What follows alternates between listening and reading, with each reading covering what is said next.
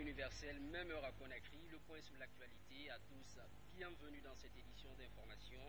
La Cour pénale internationale a fait une déclaration en réponse aux propos de certains leaders politiques, des propos considérés comme menaces à la paix et à la quiétude sociale en cette période post-électorale.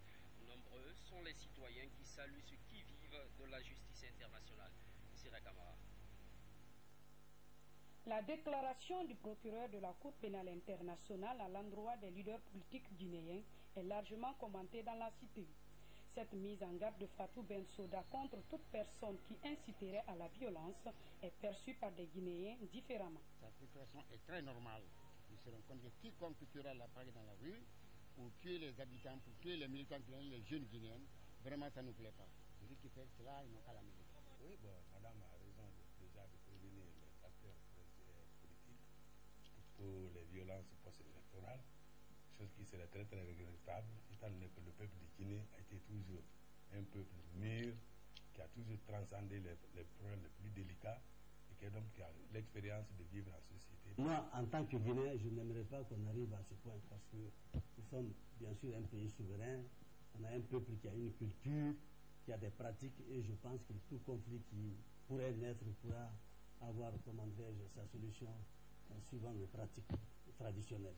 Cette prise de position de la Cour internationale à l'encontre des leaders politiques guinéens que certains jugent de prématurés pourrait peut-être contribuer à calmer les ardeurs et amener les décideurs à revenir à des meilleurs sentiments pour éviter à notre pays le désastre qui pourrait dangereusement compromettre notre démocratie déjà en marche. Poursuite de la sensibilisation dans le pays, la plateforme Génération pour l'unité et la relance de la Guinée, en synergie avec d'autres organisations de la société civile panafricaine, publie son message autour du processus électoral.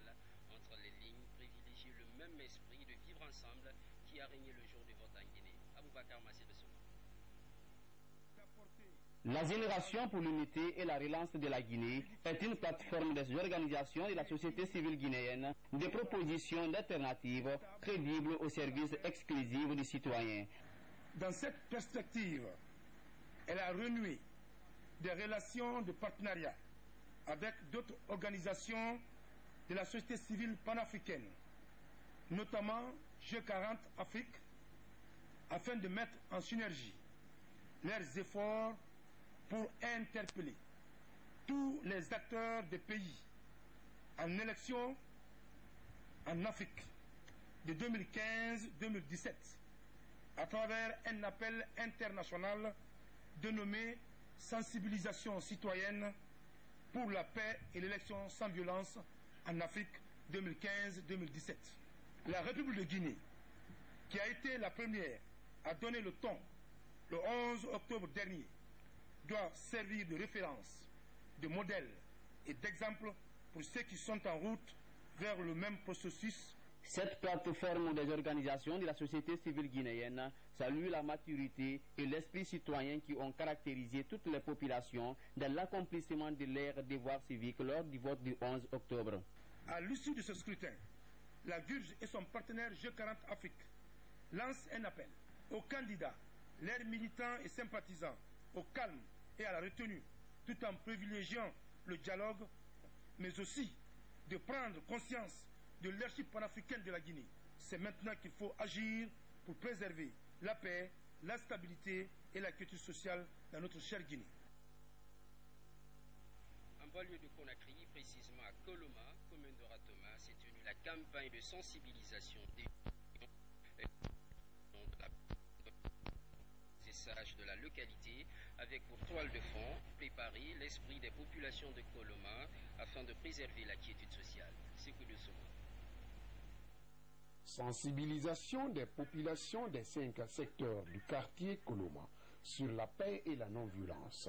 C'était lors d'une conférence débat organisée par la jeunesse de Koloma. L'esprit vise à créer un terrain d'attente entre les citoyens de ce quartier, qui enregistrent souvent des violences pendant la manifestation politique. Nous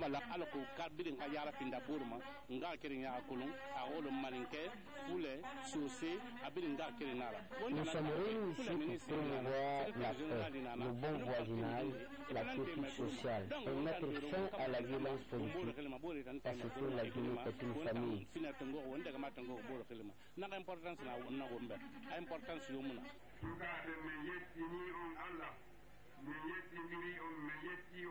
Nous avons appelé les jeunes pour consolider la paix. Nous, les sages, c'est fini déjà. Nous vous demandons une fois de pardonner pour la paix. Cette rencontre des citoyens de Koloma a regroupé tous les militants des partis politiques qui ont pris l'engagement de préserver la paix et de favoriser la bonne cohabitation. À l'issue de la rencontre, des jeunes sont engagés à lutter contre toute forme de violence et de protéger les biens d'autrui. On a 44 associations qui sont réunies dans une coordination. Chacun soit vigilant dans son secteur. Tous les chefs d'antenne du secteur n'ont qu'à veiller. Dès qu'il y a rumeur sur moi, avant d'agir, de m'appeler pour voir réellement si c'est vrai, si c'est pas vrai. La jeunesse de Koloma, je leur dirais de rester à la maison, de cesser de barricader la route, de cesser de demander les gens, toi, où est ta carte? Si la signification véritable de la stratégie politique est de comprendre ce que veulent les populations, alors tous les partis politiques en lice doivent aussi s'impliquer davantage pour une paix durable. 4 jours après le scrutin du 11 octobre, le prix des denrées alimentaires flambe sur les différents marchés de Conakry. On cite un exemple, le marché Niger dans la commune de Kaloum. Face à cette hausse, les populations font appel. On interroge Mamaïsa Tatawel Kamara. Nous voici au marché Niger. Ici, depuis après le vote du 11 octobre 2015, le prix des denrées alimentaires ont connu une certaine augmentation. Selon ces vendeuses, cette flambée serait due aux dégâts causés les derniers jours de la campagne présidentielle. Nous ne pouvons pas aller chercher les marchandises parce que le marché Madina est fermé. Ici, à l'approche du vote, le prix des marchandises ont grimpé. Pour les clients, la situation est très déplorable. Le marché est cher. Ce qu'on amène ne suffit pas. L'huile rouge qu'on avait l'habitude de payer à 2500, aujourd'hui, c'est à 3000. Face au phénomène, les commerçants sollicitent l'aide de tous et font appel aux Guinéens à privilégier la paix. L'une des séquelles de l'après-élection, c'est bien la morosité de la circulation routière. À cela, l'inquiétude grandit chez les transporteurs quant au manque d'affluence habituelle. Aïssatou Desso nous fait le point. La commune de Kaloum change de visage depuis le vote du dimanche dernier. En cause, la rareté des véhicules dans la circulation. Une situation que déplorent les usagers de la route. La situation est très difficile pour nous les transporteurs. Parce qu'il n'y a pas beaucoup de monde qui viennent en ville. On ne gagne plus, les gens ont peur. Et même nous les transporteurs, on a peur pour qu'ils ne cassent pas nos voitures. Ce que nous gagnons avant l'élection et l'après-élection, il y a une grande différence. Des fois, je peux gagner 10 000. Hier même, j'ai gagné 14 000. Toute la journée. Et avant, je gagnais 150. Cette rareté des véhicules s'expliquerait par d'éventuelles violences que craignent beaucoup de citoyens. Pour ce chauffeur de taxi, mieux vaut promouvoir la paix et l'unité nationale. Je demande à toute la population de rester calme et sereine, de se donner la main pour que notre pays va de l'avant. La morosité de la circulation n'est pas seulement ressentie au niveau de la commune de Kaloum. Tout le pays en cette période post-électorale subit les effets du ralentissement du transport routier.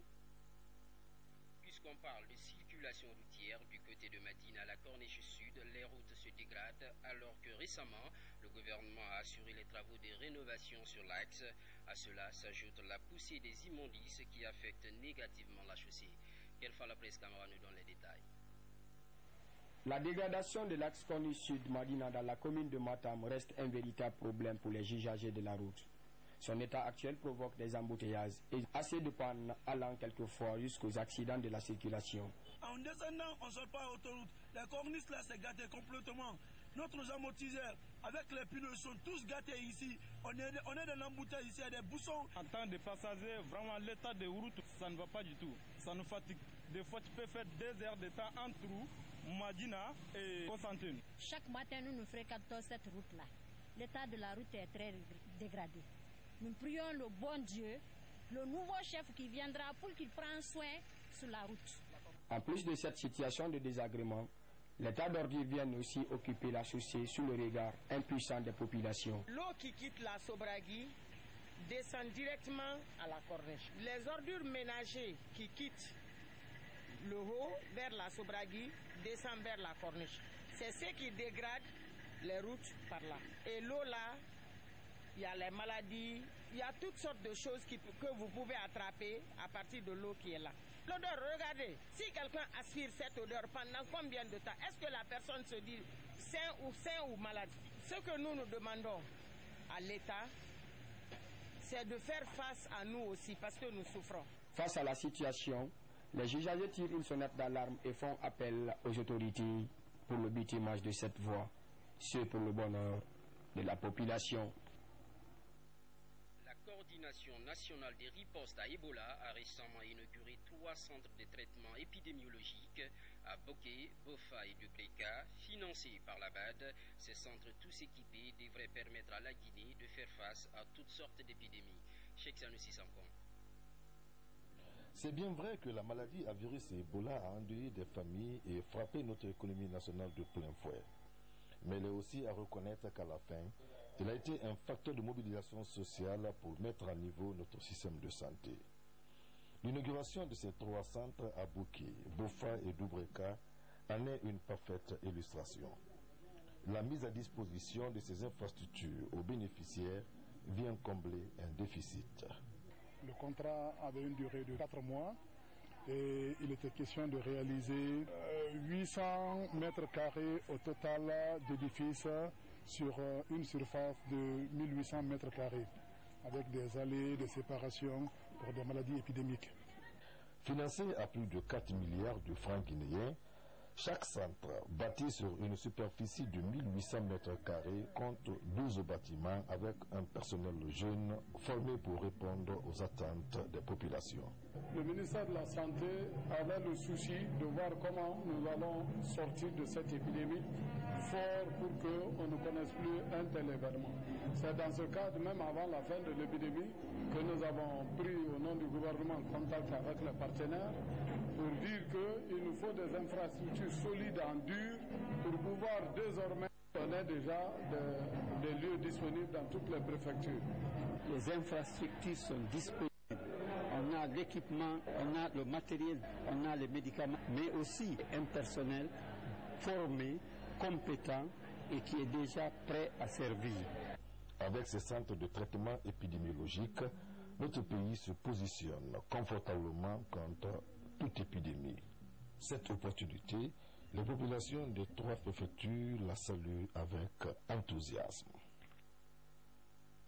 Fin donc de cette édition d'information. Merci pour votre fidélité. Bonne soirée chez vous.